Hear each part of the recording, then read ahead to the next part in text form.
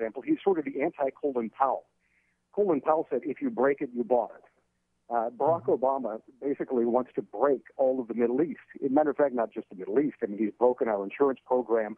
He's broken our healthcare system.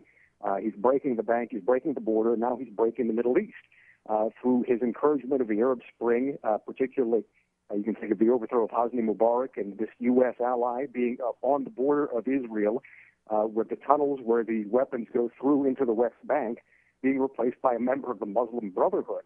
And then eventually, thank goodness, being replaced by a more competent and more moderate person, Abdel al-Sisi.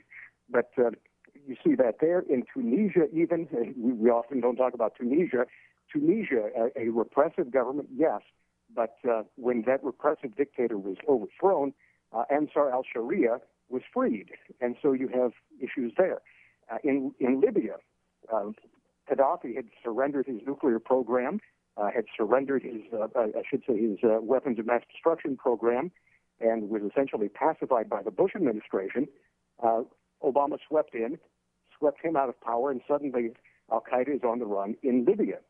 So I think that essentially he is breaking down every moderate government and setting loose the powers of chaos, the powers of al-Qaeda, the very forces that have the potential to take out the immediate enemy, which is moderate Muslims, moderate members of their own religion, and then the intermediate enemy, which is Israel, and then ultimately they'll turn their guns on the great Satan, which is you and I.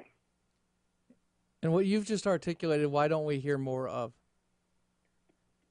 Because it's right. It's absolutely right, and it's the recognition. And within 2 minutes, what you've just stated is why we need to be engaged. And not only that, many different ways to fight a war, not invade or do nothing, the false choice that is oftentimes presented. But why don't we hear more people say what you just talked about, Ben? Because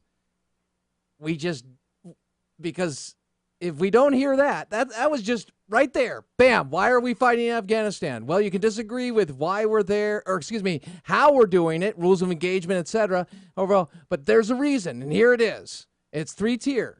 And what we're seeing is we're the third, but the consequence, especially in the nuclear age, and the idea that we no longer have mutually assured destruction when people are welcoming a genocidal Armageddon, we've got to act. So why are